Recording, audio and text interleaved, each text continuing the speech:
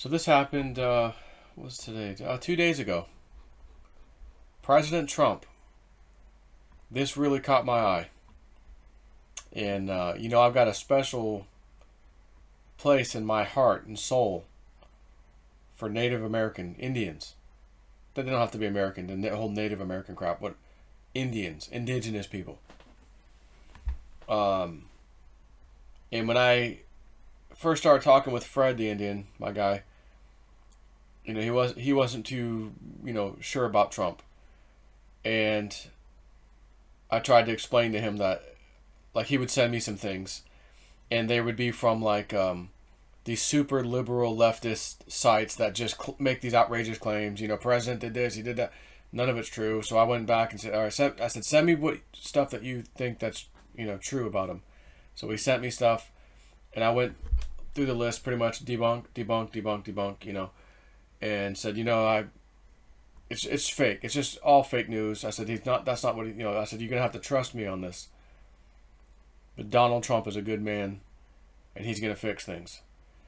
So every now and then there'll be something pretty substantial that I'm like, hey, I'll do a little text message. Hey, Fred, you know, hey, wink, wink. Hey, man, check this out. This is great news. So just take a quick listen. I'll just let you listen to the first part of this, and then I'll just chat for a second. Okay, thank you very much for being here as we commemorate the return of historic Native American artifacts and sacred remains to American soil. It's a big thing. They've been working on this for a long time, long time, many, many years. With us today is our Finnish ambassador, who we just had the privilege of meeting. The Finnish ambassador has been a friend of this country, and now he's officially a friend, so congratulations. I'd like to congratulate you, as well as U.S. Ambassador to Finland, Bob Pence. Thank you very much. And Bob, thank you very much. Appreciate it. We're also joined by Department of Interior Secretary David Bernhardt, Assistant Secretary. For the past 7 decades, several administrations have tried, and they have tried very hard, they were unable to do it, to negotiate the return of these precious artifacts. Last October, I worked with the President of Finland, who agreed to bring these priceless possessions back to the 26 Indian tribes of the Mesa Verde region in the American Southwest. And they've been trying to get it for a long time, so we got it done, right? That's a big thing. Thank you. You know, this is just incredible. 70 years, these Indian tribes and stuff give us our heritage back, so to speak. Artifacts, you guys call artifacts, they're important things for us. It could be bones, it could be all kinds of stuff. And Trump got it done. Once again, a peace deal, there'll never be a peace deal. Done. Not only 1 deal, 2 deal, 3 deals. How many more? This guy's getting nominated for 3 or 4 Nobel Peace Prize. Prizes. Plural. Now he's helping the Indians? So another thing I noticed earlier this year, he signed it was a bill that went through. He signed it, and it was giving the Native American tribes of this country, and I think during Corona, you know, like their version of the bailout for Native Americans, was like $8 billion. Huge number. I'm like, man, we've never had that kind of money go to those people. So I sent a little, my buddy Fred, man, check this out. You know, this is cool. This is good. I told you, Trump signed this bill into law today, by the way. Check this out. You know, just to let him know, you know, I'm telling you, to have faith in Trump. So at one point he said, you know, thanks for opening my eyes to me. He told me that. And I thought, well, you know, okay, cool. But if any new things come, I'm going to send those too. So this was great. I said, as soon as I saw this, oh, Fred, check this out, dude. Listen to this. He did it. He's bringing this stuff back to your people, basically. This is awesome. So there's one little thing that needs to be done. And I'm hoping and thinking it might actually get done. I don't think he mentioned it here in this. I never did watch the whole video, actually. But you know, John Kerry, Papa Bush, Junior Bush, they're a member of Skull and Bones. And allegedly that skull, I'm not sure about the bones, but the skull that they use was taken, dug up or whatever, or was it at a, I don't think it was at a museum. I think they dug it up. Geronimo, the very famous Indian, fought a lot of the battles back in the day. Geronimo, I believe, they took his head, his skull, And they've asked for it back many times, and it's like, no, you're not getting it back. I think with Trump at the helm, don't be surprised if the name Geronimo comes back up and Trump has gotten it back to the people. Geronimo, skull and bones. Skull and Bones, Geronimo, Houston. The descendants of Geronimo have sued Skull and Bones, a secret society at Yale University, with ties to the Bush family, charging that its members robbed his grave in 1918 and have kept his skull in a glass case ever since. Geronimo died a prisoner of war at Fort Sill, Oklahoma, in 1909. New York Times from 2009. So I'm hoping this comes back up again, and because we got President Trump in there, they get it back. It goes back where it belongs, to the Indian people. This will make me so happy because, again, for my treasure hunting stuff, I made a promise. I don't know how or why I did this. Like 20 years ago, I don't even know. Like, I'm thinking, was I even married at the time? You know, like, I don't know.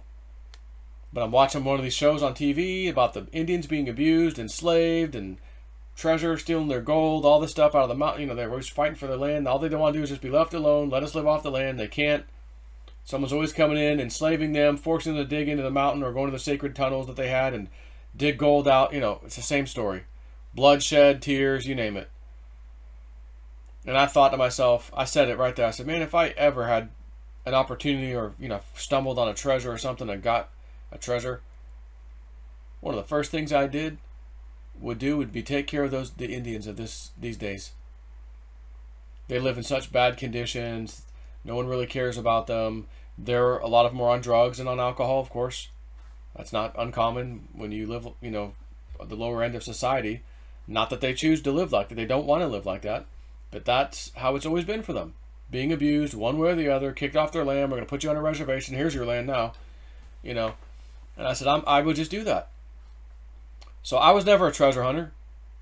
I just don't know what the hell I said that. So here I am, like 20 years later, 2018 rolls around. I have an opportunity to go drone for my friend out there. I'm thinking I'll just be out there for the weekend. Never come, you know, it'll be fun to be up the mountains, and that's it. And next thing I know, Dick Algar is remote viewing me without me even knowing it, out in the mountains of New Mexico. He said New Mexico. He sees me out there. I showed you this the other day in my video, the remote viewing session. And now I'm like, oh my God, there actually is definitely stuff out here. And if he saw me looking for it, am I going to find it? Like, can you help me find where this is? And he's like, well, it's a steep ravine. I'm not real sure. Sent him some drone footage. He goes, I think it's right over there, which is not the site we actually started working on. But anyways, the first time in 2019 when I took JC and Dave up there, and we're like, we got to find out how to get up here. It's not going to be easy on the side of this little cliff area. And once we get there, it's my responsibility to say, okay, dig here. And damn it, I better be right, because these guys are doing most of the work. And it's not easy digging pickaxes and manual crap. But we started finding clues immediately.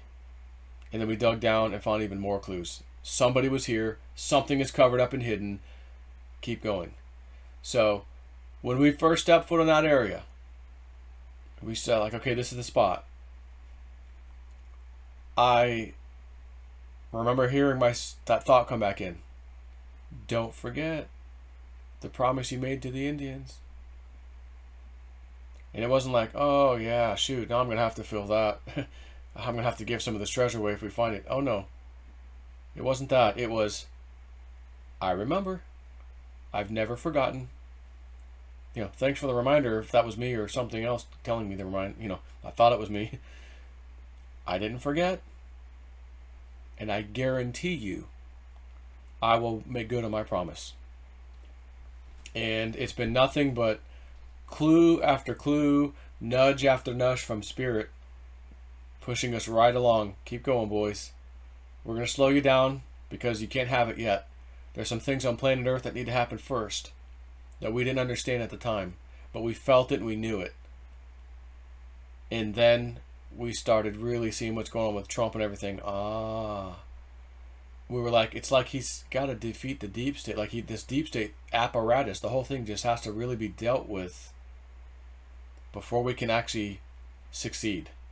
That was the feeling, or the knowing, even though we had no proof of that. But we all three felt that. It all resonated with all of us, and we don't even know which one of us said it first. But we all were like, yeah, oh yeah, we know this to be true. And we were like, what even brought that up? How do we know that? It's just one of those things. So I see this again with Trump. I'm so happy to see this. I don't know, and I don't know why I have this little special place in my heart for Indian people. I don't know why. But I do. And after meeting Fred and meeting some other ones out there too, other people that are Indian, I'm very happy to know these people. And, you know, not to pick favorites, because, you know, I don't have favorites, but between the lady that had the crystal, this amazing crystal that she swore has something inside of it, an entity, I think she's right, because it gave me unbelievable dreams with answers. I asked it, and it downloaded something into my brain that I still don't know to this day what it is, or is it coming out later and I'll figure it out. Like it's for a later time or something else. But I know I felt something downloading into my brain. I've never had that feeling in my life. But when I touched that thing after about 8 or 10 seconds, what is that feeling in my head? Something's coming in. Like, I think I'm just downloading something to me. And I was just like, and I was by myself. Nobody was around me.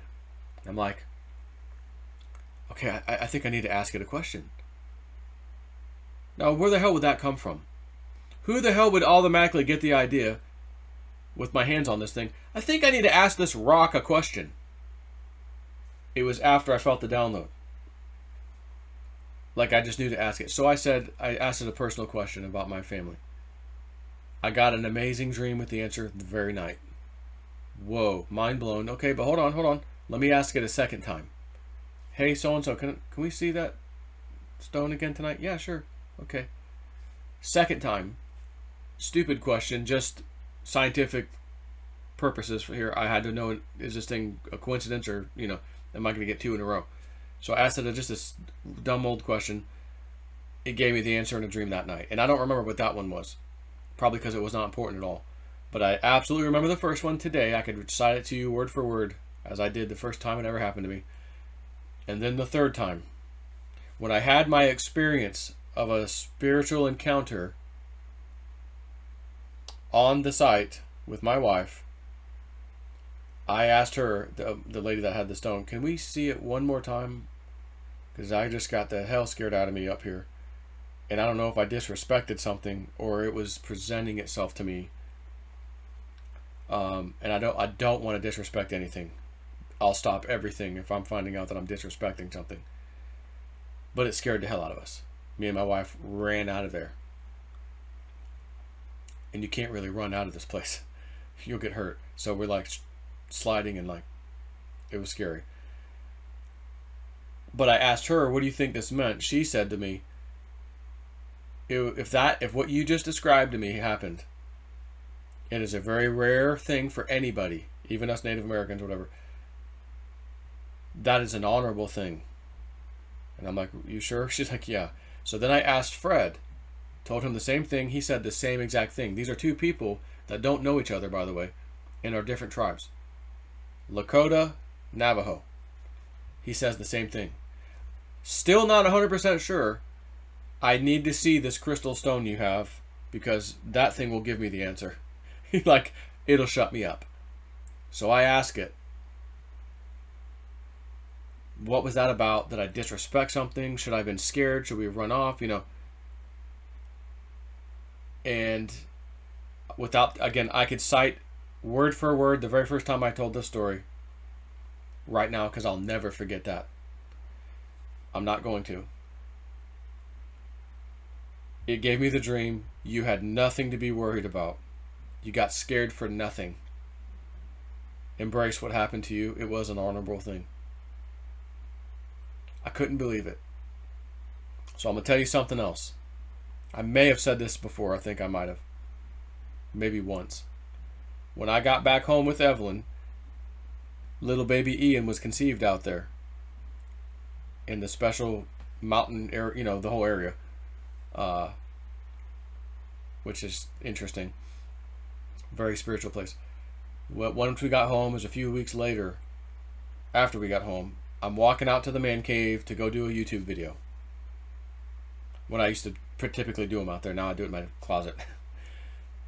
And I just had this feeling to ask that experience, that spiritual thing. I was scared, and I realize now I shouldn't have been. I'm honored that that happened to me. Could you, like, do it again for me here at my house in Florida, or do I need to go back to New Mexico? But in either case, I'm ready for it. I can handle it now. That'd be really cool if I could experience it. 2 to 3 days later, it was at my bedroom door. Not in a scary way, not in a frightening way, and it blew my effing mind. I'll tell this story in full one day. It's not ready to be told yet. So that was my first real understanding that there's guardians and things and spirits out there at that mountain that are very powerful. And if you're not supposed to be there, number one, you can't pretend that you're somebody you're not, because spirit can see right through you. They know everything about you. It doesn't matter if it's your spirit guides or someone else's or something else. They can, again, they're on the other side. They have access to everything. They know everything. And I can kind of understand why only a little bit, from what I've understood, has ever been recovered from this mountain. And why I believe me and my 2 buddies have been given the okay. Because of mine and of course their intention. What are we going to do with this? We're going to do the one thing nobody in their right mind on planet Earth would do. We're going to go take this. Yeah, we're going to keep some. Absolutely. There's no hiding that. Yes, I'd like to keep some. And I will. But it might take a lot of what we find potentially to do the mission that I need to do, that I promised 20 years ago, whatever it was, to help these Indians out. But having seen, oh, they just got $8 billion a few months ago, they're getting their stuff taken back. Like, Trump's starting to take care of some people. So there's no way that that money, that treasure, whatever, will just be like, oh, well, everything's fixed, I can keep it all now. That's not going to happen. There's going to be stuff that needs to be done way above and beyond anything the government will ever give to those people. Even with Trump at the helm, to be fair. The good news is maybe I won't need as much, but I still got a sneaky suspicion I'm going to need a lot. And I am okay understanding that it may take a lot to do it, whatever it is I need to do. And I would just say to myself, God help me if I got into that place and just decided, you know, this is just incredible. I can't go melt this down or give it away. Whatever. I'm gonna have to. I'm gonna keep most of it now. I'll help a little bit, but I gotta. God help me, if I ever did something like that. Oh, J-Snip4 found dead at the bottom of a mountain. His 2 friends were with him. They said he just looked like he jumped off the mountain, and yeah, an unseen force. I'm here to tell you, my friend who was out there, the one I went with initially, he was telling me a story. So I mentioned on JC's channel a while back, we went down to this one place, and it was a new lead we got, and me and Dave, I called Dave up to go help me with something up above, and JC was down below, and we were just about to leave the area, and you can still meet it kind of at the same way out, where he goes up and we're at the top. We kind of come down a little bit, and then we all walk out. And that's when JC had his experience that he was gonna die. He felt like I'm gonna die. I'm stuck down here. I'm never getting out of here alive. This is it, JC. Any last words? You know, like, you're done. You're not getting out of here. He goes, I had to stop, take my breath, get a sip of water, whatever, sit down on this rock, collect my thoughts. Like, what is wrong with you, dude? You just came down here. It's easy to get out, you know. And then finally he gathered his shit and got out. He never told us about that. Until I had the same experience many months later with my daughter and her friend when we went down there. And they didn't have it, the kids, but I did. And then I told him about it, and he goes, oh my God, every single thing you just described happened to me. Everything. I had to go sit back on a rock, collect my thoughts, everything. I said I did the same thing. So I told that to my buddy, hey, me and JC had this experience down there. He goes, oh, I've been down in that area. And he goes, I remember going, you guys went that way, I went kind of the other way. He goes, and I was hearing like rocks, like it almost sounded like somebody was throwing rocks at me. And I like look, and I see like a rock. Rocks were being thrown at me. He goes, "There's nobody there. There was nobody down there. I mean, there's no one there. It's the middle of nowhere. I know where this is." I'm like, "Yeah, there would never be no one. It's not like you can go down there on a trail. There's no trail, and it's very steep. Like, who the hell's gonna go down there to just go down there? Like, so I know when he said that, there was no one else there, and you can see all around you. There's it's pretty deserty, so there's not a lot of stuff blocking." And he's like, as I went down that way, whatever it was throwing rocks at me. So I stopped and turned around and left. Like it didn't want me there or something. So I was like, wow, that's cool. That's, interesting story. So, you got to be true of heart to some things. Don't pretend that you are. And this is probably good advice in life in general. Be who you are. Don't try to be somebody else or lie just to get, we humans like to lie to get stuff. I'm going to lie just to get out of this, or I'm going to lie just to get this thing. And then, I'm going to lie so you guys vote for me into office. I'll become Speaker of the House, and then I'll rape and pillage all of you and line my back pockets with millions of dollars. Nancy Pelosi. Right? So, anyways, just want to get into that a little bit. I mainly want to just talk about that I'm happy Trump was able to pull this off for the Native American people. This is awesome. And I look forward. And by the way, I'll just say this too. Dave told us the other day, he goes, with COVID and everything, he works for a big IT, big global company. And he trains people how to troubleshoot certain stuff. He kind of developed his own course. And they had him going all over the world teaching people how to teach his own course and all this stuff. So he goes, guys, I got the call or the email or whatever. I got the call.